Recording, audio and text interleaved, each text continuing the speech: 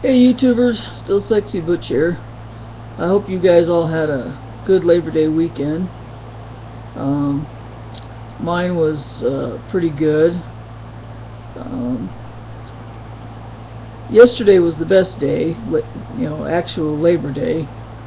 My sister Becky's doing a lot better, I'm glad to report. She's still in the hospital. Um, they got her moved to a regular room now, so she's out of ICU.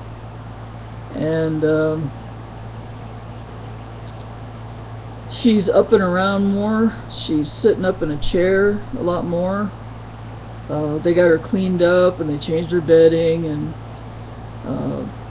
she was able to take care of some personal grooming that she hasn't been able to do up until yesterday.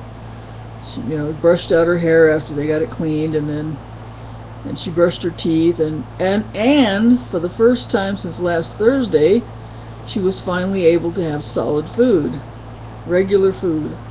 So she ordered herself lunch, and she had a cheeseburger and some fruit and some other stuff, and we sat there with her while she ate lunch and talked to her and stuff. She's in better spirits. Her right leg is really swollen because of a blood clot in her leg, but they've taken care of that. They've got her on heparin, a blood thinner, and they put a filter in the vena cava, which is the main vein that runs throughout your body, and that's the one that the doctor cut. But they put that filter in there, which catches any blood clots that might come up from the legs, which is normally where they are, in the legs, and it stops them from getting to the heart or to the lungs. I have one in me. They put one of those filters in me 5 years ago when I had my ovarian cancer surgery. They can either leave the filter in temporarily and remove it, or they can leave it in permanently. Either way, my doctor just left it in permanently, which is good. It's peace of mind for me if I ever get any more blood clots. And with my sister, I don't know, they'll probably do the same thing. They'll probably leave it in. It's a pretty basic procedure. They just have to go in through the neck to insert it into the vena cava, and then just put a band-aid over it. So anyway, they got that situation dealt with, and her leg is starting to go down. She said yesterday she could feel it starting to shrink, so that's good. We think she's going to have she's going to go back into surgery probably tomorrow, so the doctor can finish the job that he was supposed to do in the first place, which is reattach the ureter, the two ends of the ureter, so that she can pee normally again. So right now that's where we're at. She was in a lot better spirits yesterday, which was good to see. Hoping that this next surgery, just hoping and praying that it goes well. She's going to have the same idiot fool doctor, the same idiot surgeon go back in there and finish up that job, and hopefully he doesn't do any more harm than he's already done.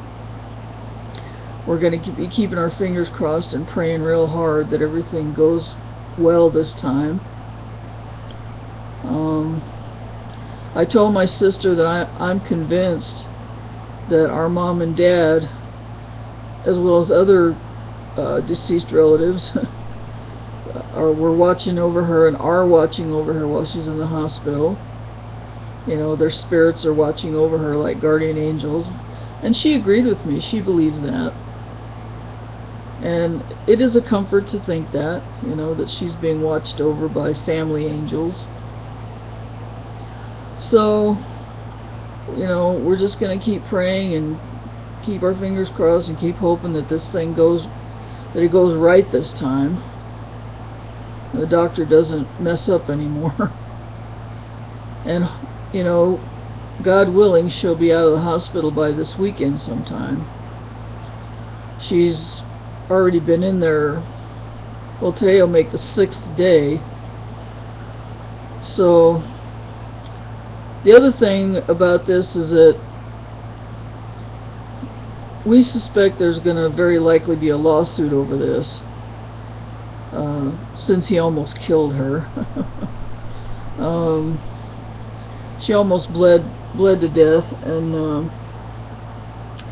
even the vascular surgeon that assisted to help stop the bleeding and keep her from dying, even he was confused as to why her surgeon didn't have a vascular specialist standing by to assist him in case something like this happened, in case he got through all that scar tissue and then,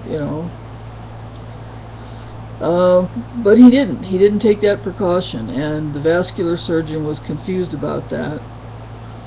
There's several people that we've talked to, doctors and nurses and stuff, that just can't understand why this happened, which tells me that doctor is not totally competent. I don't care if he's had 100 surgeries or more that were successful, according to him. That doesn't matter. If this is his 101st surgery, and he almost killed my sister, doing the same surgery he's performed over 100 times, those other 100 times don't matter. It's this one that matters. And I told my sister, I said, if nothing else, they need to cover your, the medical bills that the insurance won't cover. The insurance, she has Blue Cross Blue Shield, they weren't set to pay for all this extra stuff. They were just going to pay for the, the initial surgery, which was supposed to be an in and out kind of deal. They're not going to want to pay for all this extra stuff, the extra vascular surgeons and other people, and the extra stay in the hospital and all the extra medications and everything else. They're not going to want to pay for all that. So they're probably going to try to stick my sister with it, which is probably hundreds of thousands of dollars worth. And I told her, I said, if for no other reason, she needs to think about a lawsuit to cover those bills. And right now, Becky's not really in a suing state of mind. And she doesn't think that it would do any good. Well, I'm sure her ex-husband has the same opinion that me and my partner Maggie and everybody else we've talked to has, which is that she should sue. And I'm sure that Stephen will pursue legal action, even if Becky, isn't sure about it. But yeah, this guy, her bills need to be paid, and she needs to have some kind of financial compensation just for all this extra pain and suffering they're putting her through. Pain and suffering. And I mean, if there ever was a case of pain and suffering that deserved to be compensated, this is definitely it. She's been going through hell, and it's still not over. He still has to go back in there and finish what he originally was supposed to do. So yeah, there's got to be a lawsuit over this, or there just needs to be. And I told her, my sister too, he needs to learn a lesson from this. He needs to learn that you can't just go in there willy-nilly and, the whole thing has just got me riled up, I went from being, terribly worried and sad and crying and stuff to being just angry. I'm just angry that this whole thing happened. It didn't have to happen. It didn't have to happen. That's the thing. That's the kicker here. It didn't have to be like this.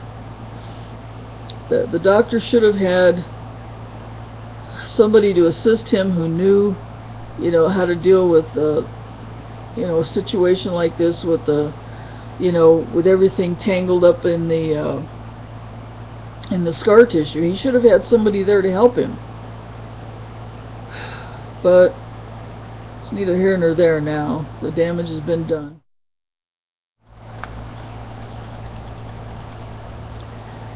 So anyway, if you guys would continue to pray for my sister, that everything goes well, that this next surgery is smooth and goes the way it should go, that she survives it and comes out of it okay.